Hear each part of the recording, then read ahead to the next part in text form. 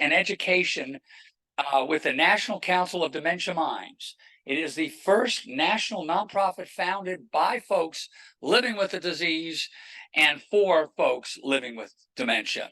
With us today is my friend Brenda Roberts, who is the executive director of the National Council of Dementia Minds, which I am a member of, and she will serve as our facilitator for this presentation.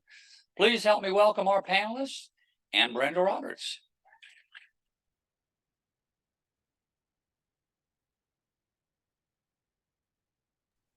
I see we're on screen. I'm just doing a sound check. Can you hear us okay? Oh, I think I see thumbs up in the room, but I'm not sure. You can hear us okay? Okay, now I see some. We get to see from the back of the room, but I do have an echo. Yes, do you all have an echo in your sound? Okay, we're doing okay now. Thank you for the introduction, Jay. And all I have to say is Jay does not need to wear sunglasses to be cool, right? He's cool without them. So thanks, Jay. You all are in for an extra special treat today, as our four speakers are going to share about their experience living with dementia and I think give you some new insights. How we've structured our conversation is very informal. I've asked each person to do about a 5-minute monologue, I guess you call it, right? And talk a little bit about their situation, their experience, and then the group will feed back to each other and we'll move to the next person. So that'll take us through the first probably 25-ish minutes or so. And then you all have an opportunity to ask any questions that you want from this group. So please, the reason we are here is to answer your questions. So please think of your questions, write them down, whether it's something we talk about during the presentation or something else you would like to ask. Nothing makes us feel better, right, gang, than when everybody lines up or has a hand up and asks a question. There are no dumb questions. There are none. We want them. So with no further ado, I think I'm going to ask Chrisanne if she will kick us off. Would you do that for us? I'm happy to kick off. Brenda asked me to kick off because I'm usually the one just impulsively bombing the answers. So she thought I should probably better put me first to keep me honest. I always ask Brenda also to be my time monitor. So I'm going to ask her again to do that. Thank you.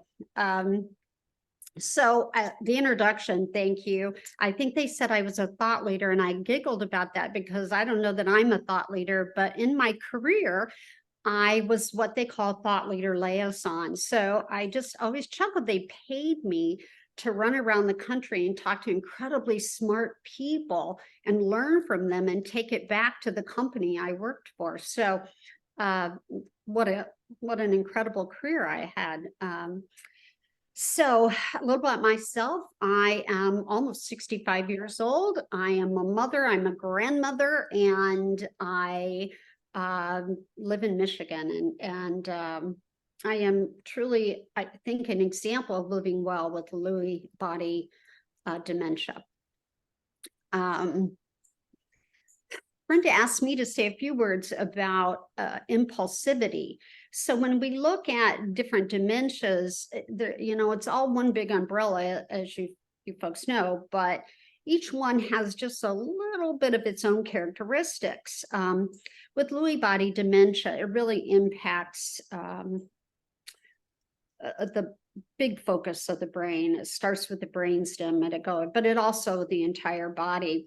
But I bring that up because it really does impact your moods, your emotions, your ability to focus, that inattentiveness, impulsivity.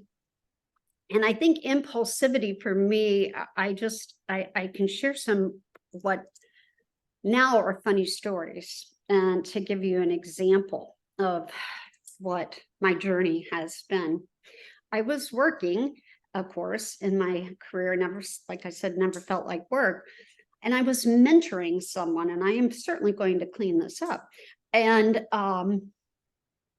I can't tell you that this individual really wanted to be mentored, but I looked around the room and a lot of the people in the room were crying because it was a really intense conversation and rather insulting. So in my mind, I was thinking, you're not listening. And I added a verb in my, or an adjective in my mind. And I, instead of thinking it as I normally would have, I said it. And I couldn't believe it. I was the one who calmed chaos, not created it. I immediately reported myself, and everybody kind of chuckled, all the powers to be, because that was not like me. But I knew something was wrong. And then I saw it coming out in other ways. I've always been the manager of finances and investments and what have you. And oh my gosh, I was just buying stuff. I spent more time returning as much as I did, buying. So again, I thought, man, this is just really not me. And then I also mentioned that I calmed chaos. I really believe I have I hope anyway, to really see both sides of the issues. And I'm not a person who judges easily at all. And I was becoming very angry at people, and that is not like me either. So I think those are some of the examples and the impact that I've had on me. Once I got the proper diagnosis and really got to the center of excellence in the physician that I needed to be with, I was put on the appropriate medications. Of course, I see psychologists weekly. I have nicknames for everybody. My psychologist is Obi-Wan, like Obi-Wan Kenobi. And my neurologist is Dumbledore. I kind of switched movies there, and then his fellow, whom I really like, is Snape. I say that with love in my heart. But working with all of these individuals and adding on the appropriate medications for my diagnosis has helped me to live better and to manage this. And I think that's key. I still have my moments, but I try to, when I realize that's happening now, I can walk away. And I realize that I don't have to. So learning to take a pause, learning to delegate things that I can't handle, and really choosing what I truly want to do has been a gift of what Lewy body dementia has been for me. And I think one of the greatest gifts that has happened is becoming a part of the National Council of Dementia Minds, because it gives us a platform to change what people think about us running around with dementia. It is such an opportunity. It gives me a sense of purpose. And I'm also, earlier somebody said something about dance, and that I wrote it down, belonging. And I think that's what I have gotten by this group that I'm with today and other support groups, is that I belong and people understand, and we can laugh at ourselves and and cry with each other, and it's a good thing.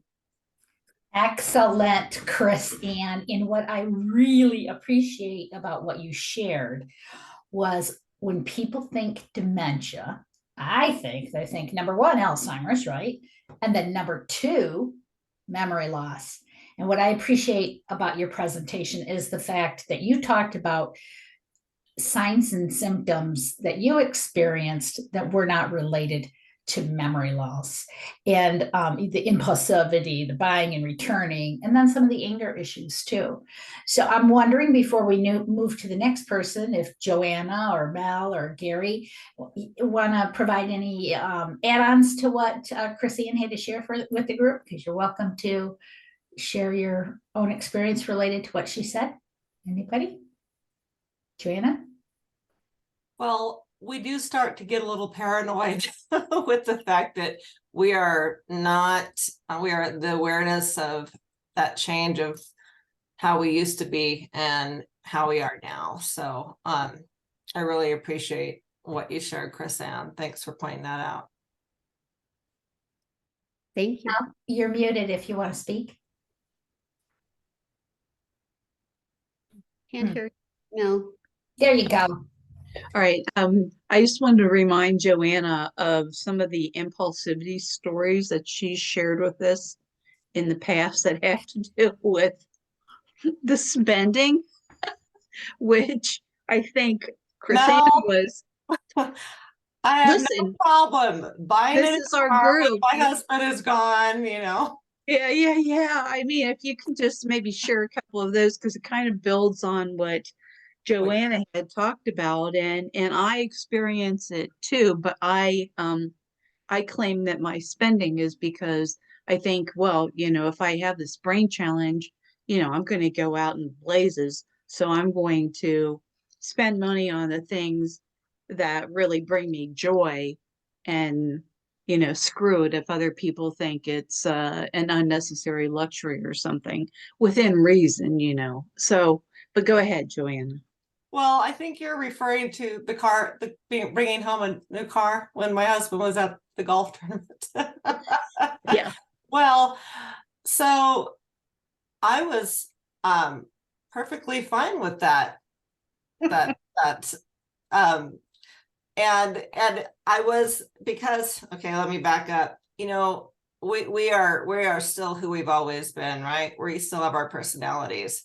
And so being an independent professional, person who is responsible with finances and a good decision maker, I still felt like that was a good decision. Now I'm not the person making the money anymore, so I skipped that part of the decision making.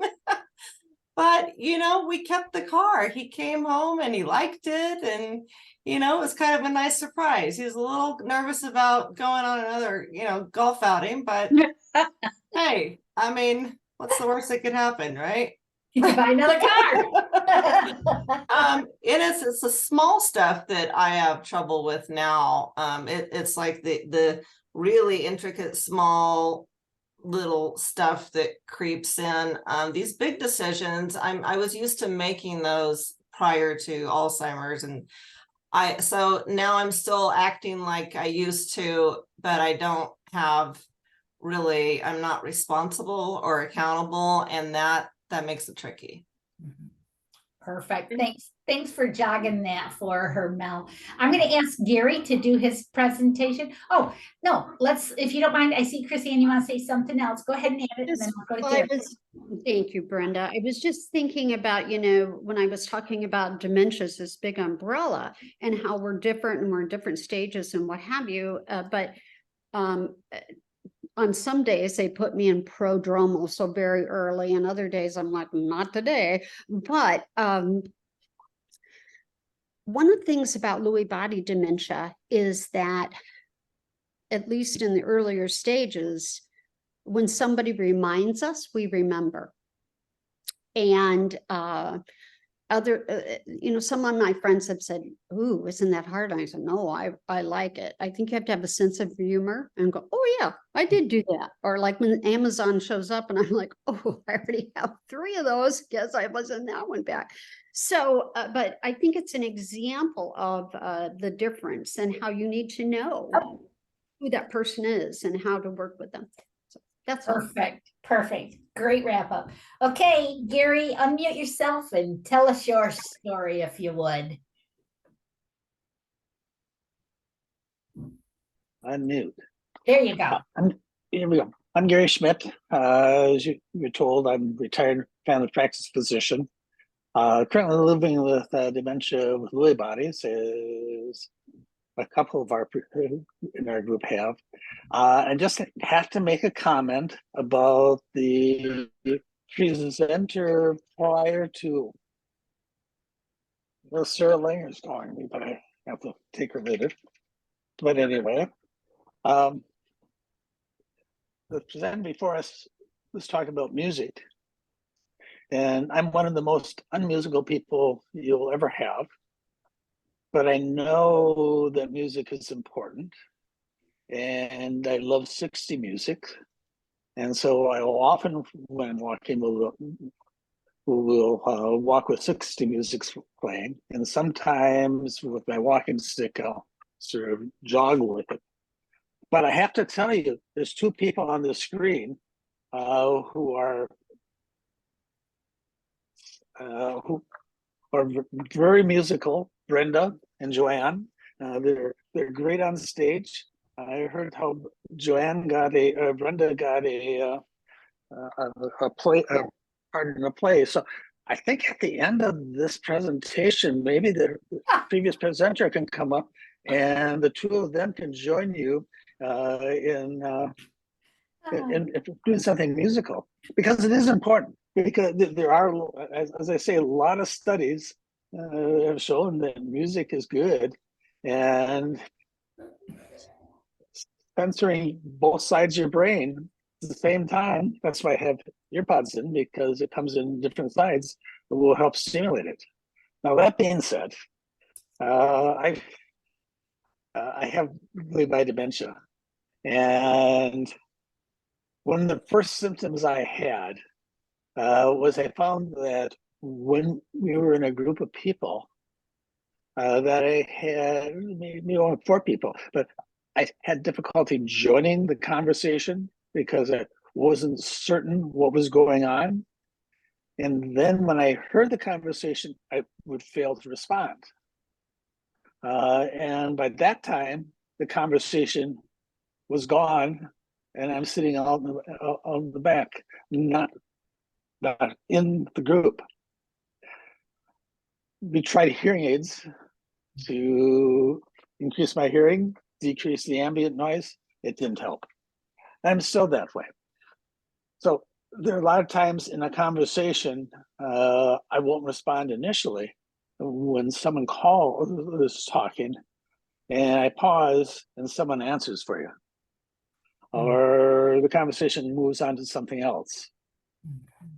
The other side of it is a lot of times I sense the conversation saying something different than it really is, and being more negative toward me.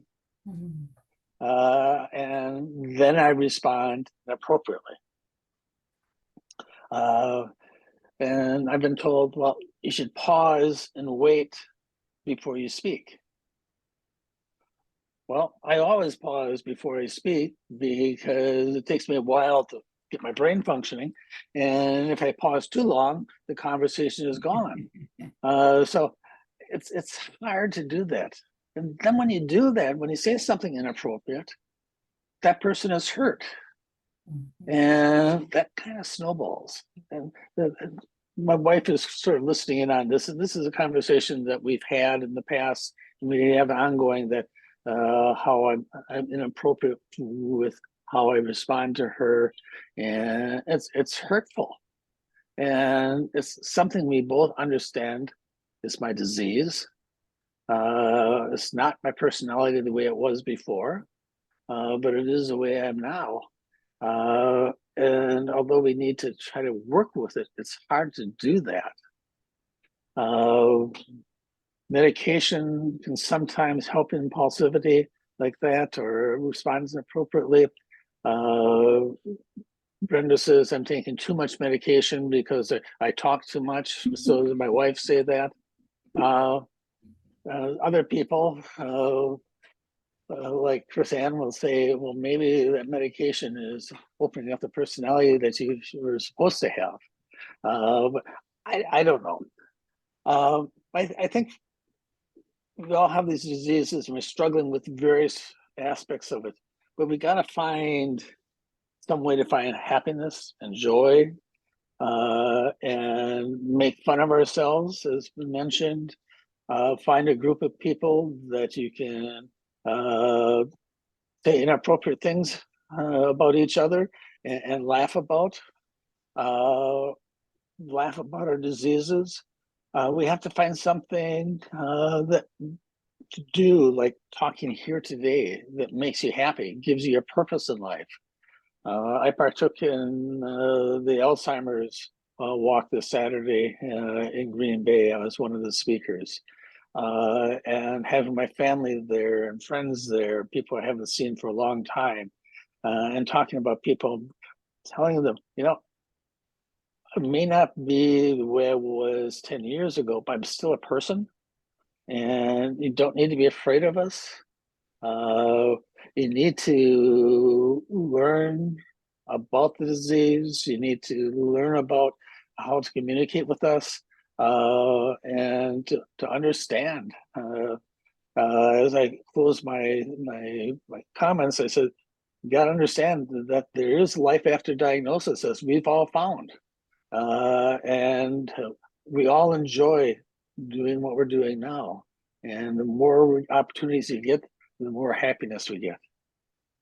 And Gary, I love that you said about we have to understand. And to me, and so for me, folks in the audience, there's no greater way for me to understand than listening to those folks who are living with dementia. And Gary, as Gary knows, the hearing situation, my husband was diagnosed 9 years ago with dementia, and the hearing situation, yep, we had his hearing checked because that was, he was having a hard time with that conversation. Also, the impulsivity that you talked about, maybe inappropriate responses. And I told the group when we were preparing that people had tell me as a care partner, well, don't take it so personal. And so for me personally, what's helped me not to take it personal is to understand that it is the condition, and that, and talk about it with my husband, and just, have to be aware of it. So we're already running out of time, you guys. So I'm going to go right to Mel. We'll have a few minutes afterwards. So Mel, is it okay if you go next? Sure. Okay. So I'm Mel Sebastiani. I am 70 years old. I was a television and documentary producer and writer for about 30 years. And, so my superpower was multitasking, running huge film crews, being able to travel and drop into a place and know where I am, and just all the logistics, etc. And then, that was still sharp, and I decided to finally edge out of that. And my focus a lot of times was on health and the environment. So I was sort of like scientific, empirically inclined. So I decided to retire, and I was hired by Teach for America to become a teacher in inner city schools in Memphis. And I had also studied compassionate caregiving chaplaincy for 4 years prior. So I was able to bring those skills as an interventionist. Well, it was during that time that I was teaching, and, teachers have to do a lot of multitasking. And I was working with lower, younger age children. We're talking like pre-K up to third grade. I scored really high in math, which I'm not sure how that even happened, because I cried my way through math most of the time in school. I wanted to teach reading, but, it's like the brain is a strange thing. And for whatever reason, I had this magical power with numbers. And then all of a sudden, I lost it. And it became very apparent to me. And it became very apparent to my co-teachers.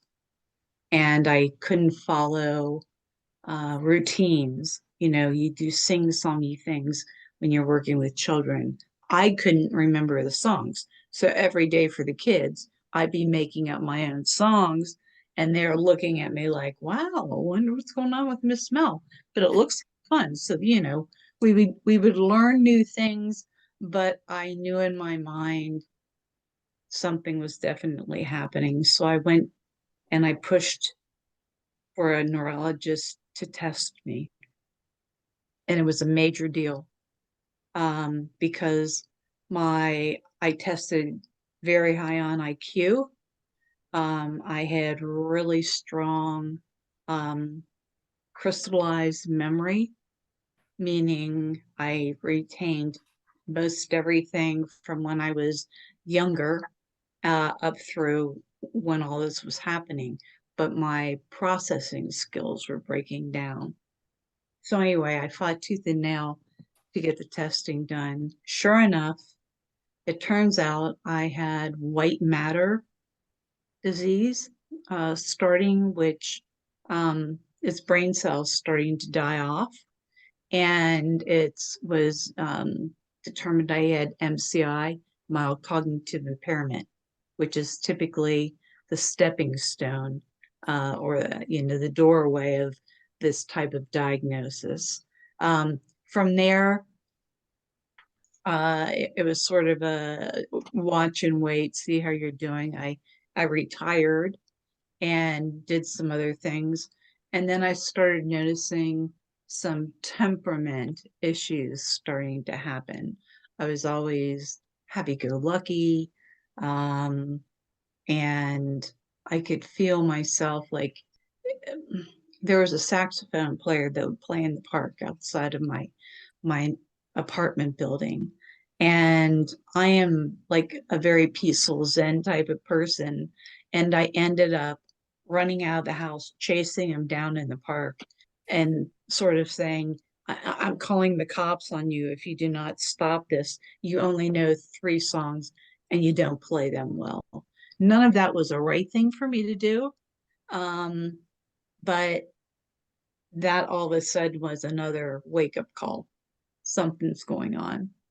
So, long story short, I had a TIA, which is silent stroke, or so they think. There was no clear evidence, but I had all the other symptoms. And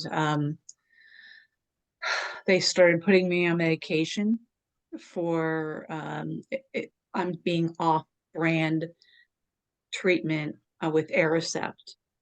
And they said I had vascular disease, which is small brain cells dying off type of situation, inflammation of the brain cells. So that could be stabilized. And then eventually I started to have some REM sleep disorders.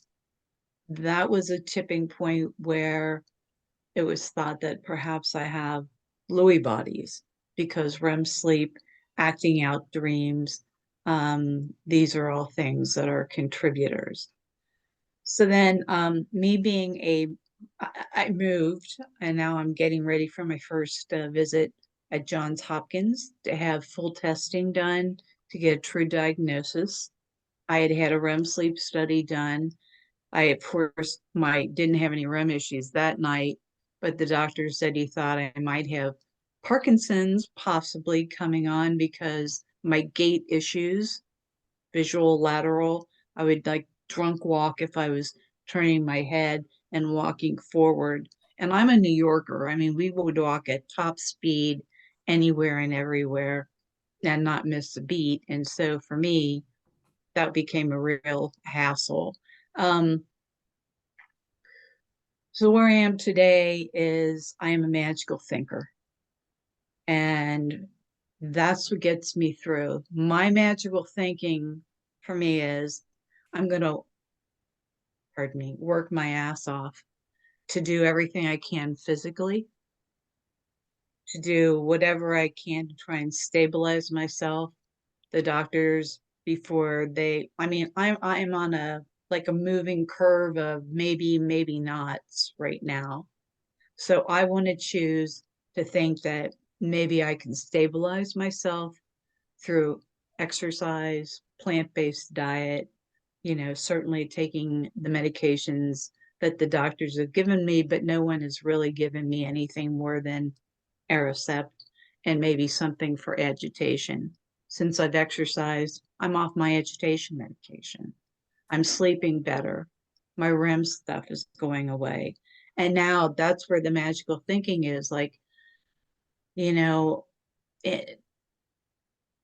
it's like diagnosing smoke, you know, it is so hard to peg. You can see things visually on an MRI, but it does not clearly define in all cases.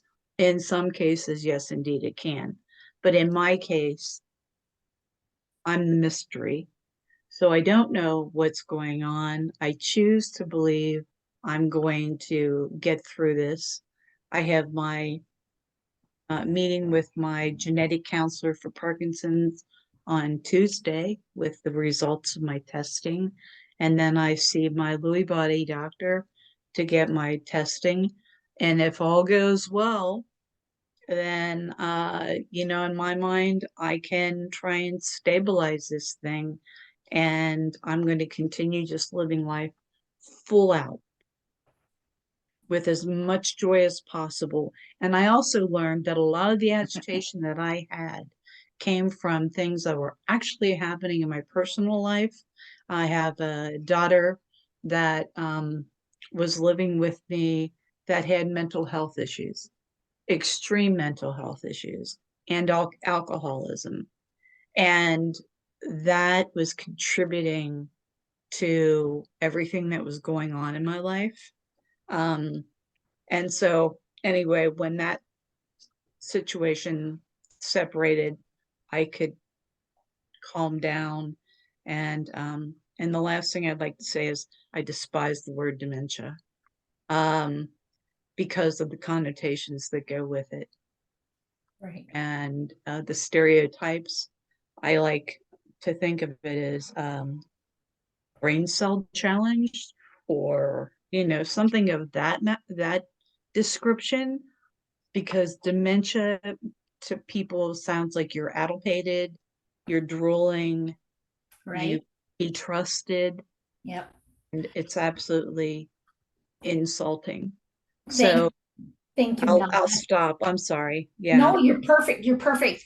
And you're absolutely right. The dementia word, the D word, right? And it's perfect to transition to Joanna, because when you talk about stigma and dementia, I always like bragging on Joanna. Recently competed in the Mrs. Colorado Springs pageant, and on the platform of transforming the worldview of what people living with dementia look like, right? I mean, these folks don't look like they're living with. There you go. There she. And what I want to do say too is she got People's Choice Award, and she also was the 4th runner-up. But to me, so Joanna, with the whole changing stigma sort of thing, Joanna shared in her answer, which was eloquent. And she said, well, when I was diagnosed with Alzheimer's disease, and the whole auditorium or room was like, you know, it was like, oh my gosh, but she doesn't look like. So we have 6 minutes left. So Joanna, if you want to fill that time, I would greatly appreciate it. Okay, I'll talk Joanna, fast. I'm going to take 10 seconds because I just want the audience to know that she is as beautiful inside as she is outside, and an inspiration to anybody who ever meets her. Has I done. paid her. Yeah, and I'm waiting for it. I haven't gotten my money yet. Okay. You can borrow my crown. I was Mrs. Colorado Springs. My reign was up in August, and I competed in the Mrs. Colorado pageant. Thank you. Out of 50 contestants, I was 4th runner-up. 30 of the 50 were married women, and the other 20 were unmarried. And I thought that was pretty good because I was old enough to be most everybody's mother. So, you know, yeah, it was a wonderful opportunity, and thank you guys for your support. And I want to say hi to my friend Jay Reinstein, because he and I go way back. I wanted to just talk really quickly as I can, which is going to be You're about okay. normal pace, about my environment here at home, living well, what I consider living well and aging in place. My husband, who's 12 years my senior, is my care partner, and we've got 2 dogs. And one of the things that is a challenge that we work through, and sometimes we forget, because apparently he has bad days. I mean, I don't think he's allowed to, but apparently he is. So we were talking about these bad days when I go down the rabbit hole and he needs to jump in there with me. And I'm so blessed that he will do that rather than stand at the edge and go, come on, you can do it, honey. It's going to be okay. You'll get through this. Because no, I won't. He needs to get down in there with me and help me come out of it. And he does that. And that's a gift. That's a blessing. Now, when he has a bad day, unfortunately, I am not able to be his audience. And he doesn't have very many of those. And so it's important for him to have that support with family and friends and, golf tournaments, things like that. But it just was an awareness that, oh my gosh, this is not a 50-50 relationship, and the guilt. So this is what happens. I get emotional about it, but you guys know what I'm talking about. It's like, wait a minute, I am supposed to do half the heavy lifting, and now I can't do that. And so we feel that, we're aware of that. There's just nothing we can do about it but share our experiences and support one another. And I'm just so grateful for my friends on here that talk about, the paranoia, the reactivity, the impulsivity, the guilt. And it's because of you guys that I am living my best life. So I may have missed something, but I said I would talk fast. And thank you. As always, you do amazing, Joanna. And what you guys have shared today, I just think for me as a care partner person, and sometimes I think that we as care partners don't remember how hard the person living with dementia is really trying, right? Like Joanna, that the fact that you want to be the 50-50 partner, and if you could, you would be, I mean, those sorts of, and Gary, that, I understand I say inappropriate. I love my wife. I don't want to talk to her like that you're really trying. And I think so many times care partners forget about how hard you are trying. But it's just the dementia, it's just the condition. I did promise time for questions. We only have 2 minutes left, but should have gave us 90 minutes. We could have filled it up. But do you want to have a question? I can't quite see I just see the full room, so I don't know how you want to proceed. So hi, everyone, and this is a very strange setup. So I think if I stand here, maybe you can see me, but my name is Ellie McConnell. I'm the MC for today, and I really appreciate the incredible set of stories, experiences that you've been willing to share. We do have a roving mic or two, and so Caroline, you're on. This is my friend Micah. Hi, thank you so much. I guess I can Yes, we see you, Micah. Thank you. Good. Thank you so much. I thought that was so fascinating, and thanks for sharing. Joanna, I have a question for you. You mentioned that it's helpful when your husband gets in the rabbit hole with you to help you out. And I would really like to learn a little bit more what that looks like and what he does to help you. That's a great question. Thanks for asking that. So my bad days, there are few and far between, which is a good thing, but when I have them, they're bad. It's literally, I am in the moment. That's the default. That's where we stay most days, is just in the moment. And I can't think of anything that came before that bad moment or anything that might come after that. All I'm thinking is, this is terrible.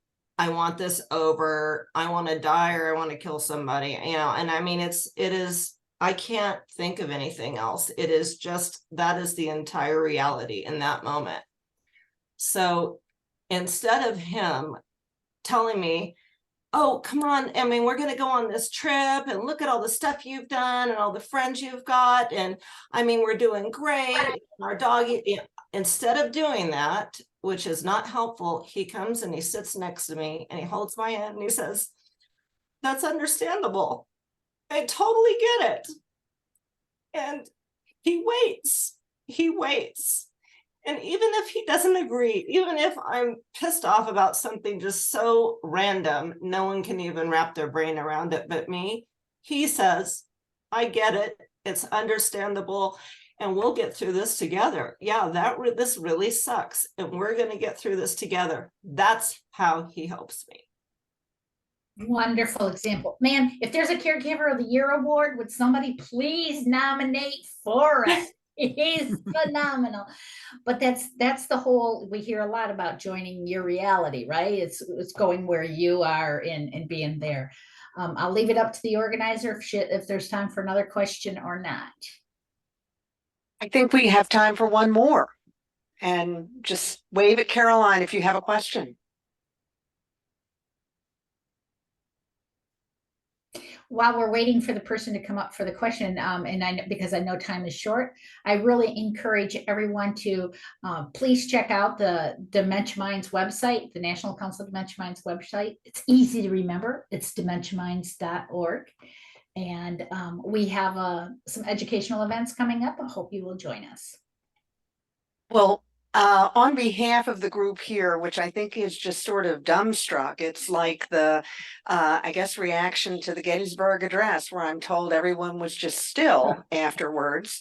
I want to personally thank each and every one of you for what to me was an incredibly powerful seems too trite, incredibly enlightening set of conversations. And I hope this is not our last one. I personally am inspired. And so thank you so much.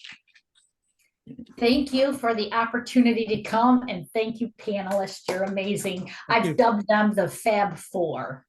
So there you go. Thank you, everyone. Bye-bye.